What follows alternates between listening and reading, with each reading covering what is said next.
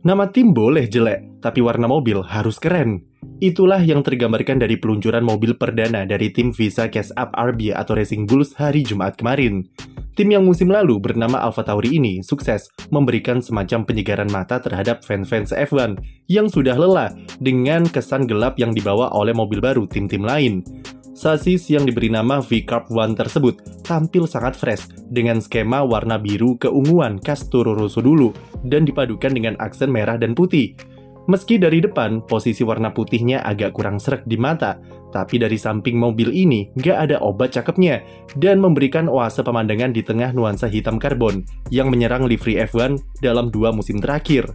Serasa kembali ke era 2017 sampai 2019, di mana Toro Rosso juga memakai warna yang sama dan setidaknya dengan livery seperti ini, nama tim Visa Cash Up RB sedikit termaafkan. Dengan nama dan identitas baru, Racing Bull sudah menegaskan jika mereka akan lebih mendekatkan diri ke tim induknya, yaitu Red Bull, di mana keduanya akan bekerja di lingkungan yang sama atau satu atap dalam pembuatan serta development mobil. Kedekatan itu setidaknya sudah bisa kita lihat dari desain mobil V-Carb One yang semakin mered bullkan diri untuk menunjang performa mereka supaya lebih kompetitif di musim 2024. Modifikasi di Racing Bulls dimulai dari area depan. Bagian moncongnya nampak lebih runcing dan sedikit lebih maju ke depan yang berguna untuk menambah agresivitas airflow yang mengalir dari depan yang akan diarahkan ke area suspensi sampai ke sidepod dan underfloor. Sekilas bahkan mirip seperti moncong dari mobil Ferrari 2022 yang sama-sama agresif. Lalu dari desain flap, lekukannya juga ada perubahan, meski nantinya bagian ini akan sering mengalami upgrade untuk menyesuaikan kebutuhan tim. Paling jelas adalah modifikasi di bagian sambungan antara flap sampai end plate yang adopsi desain yang dipakai di Mercedes dan Ferrari untuk maksimalkan outwash. Dari desain front wing, setidaknya Racing Bulls mengincar kestabilan airflow yang mengalir secara merata ke area suspensi sampai tengah mobil dengan meminimalisir adanya tire wake. Berbicara area suspensi, mungkin inilah area yang menjadi bahan perbincangan banyak pengamat F1. Racing Bulls jadi tim keempat yang mengikuti desain suspensi depan pull rod dari mobil tim induknya, setelah kemarin Sauber juga mengadopsi konsep yang sama. Tetapi bedanya adalah, Racing Bulls tak sekedar kopas saja, tapi mereka malah disuplai langsung oleh Red Bull, berupa paket suspensi depan dari mobil RB19 yang dominan musim lalu.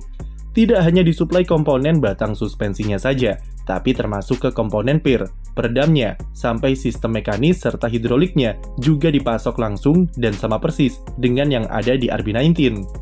Sesuai janji dari AlphaTauri musim lalu, di mana mobil 2024 akan memakai semua komponen suspensi dari Red Bull, dan mereka mengaku kalau langkah ini seharusnya sudah diambil sejak 2 tahun yang lalu. Elemen anti-dive yang ada di suspensi depan Racing Bulls juga sama agresifnya dengan RB19 yang akan meningkatkan keseimbangan mekanikal dari mobilnya dan berfungsi untuk kestabilan mobil saat mengerem serta saat melibas tikungan cepat. Pengaruh Red Bull lain di mobil V-Carb ini terdapat di bagian inlet sidepod. Bedanya, Racing Bulls memakai inspirasi desain dari RB18 atau mobil 2022 dan beralih dari model inlet ala-ala Ferrari yang lebar memanjang.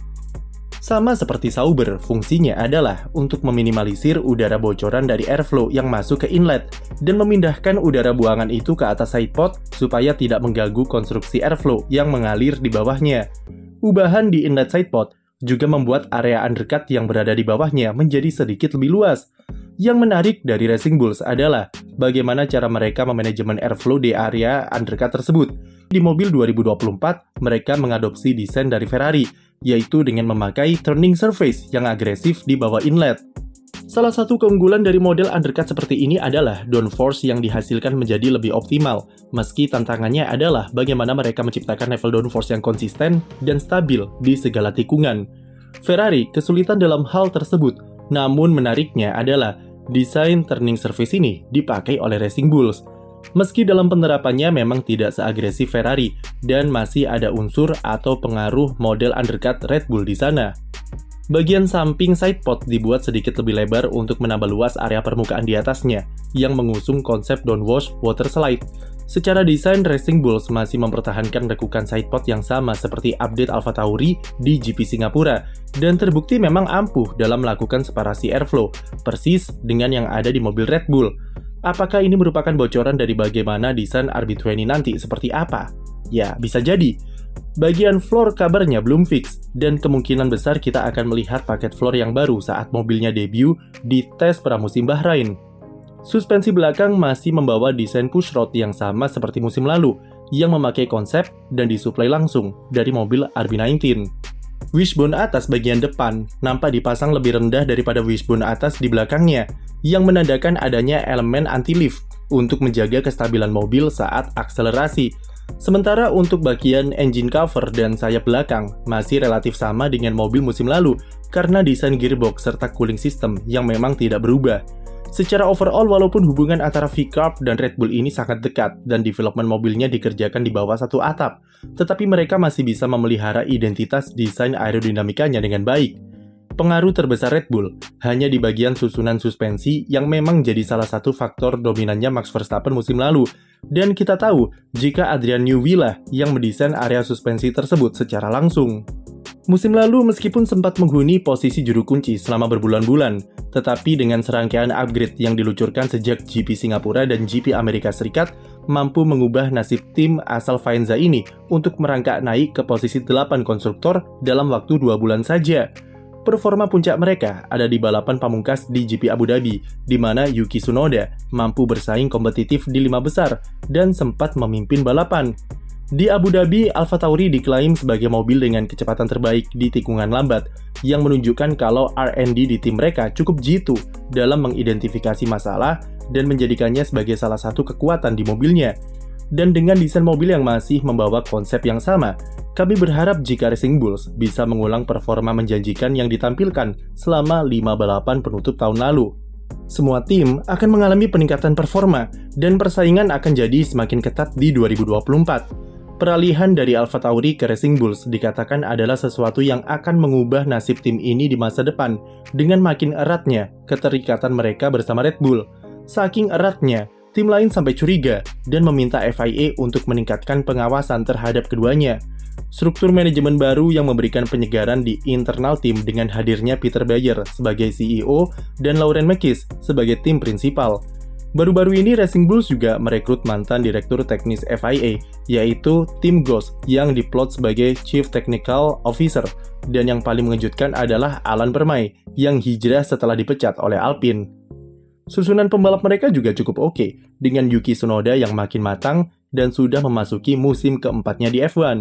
Lalu Daniel Ricciardo yang mengemban misi untuk memberikan performa yang berkesan untuk bisa comeback ke Red Bull 2025 nanti. Keduanya memiliki plus dan minus masing-masing. Tsunoda dengan agresivitas dan dia sudah paham luar dalam soal seperti apa pengembangan mobil dari Racing Bulls serta pendekatan apa yang diperlukan.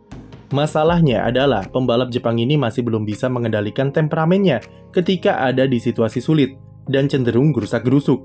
Lalu Daniel Ricciardo punya pengalaman dan inputnya kepada tim selalu presisi, yang mana ini berguna untuk pengoptimalan mobil serta developmentnya. Hadirnya Ricciardo yang mampu menarik banyak sponsor baru ke tim dan menjadikan Racing Bull sebagai tim dengan valuasi yang sangat tinggi.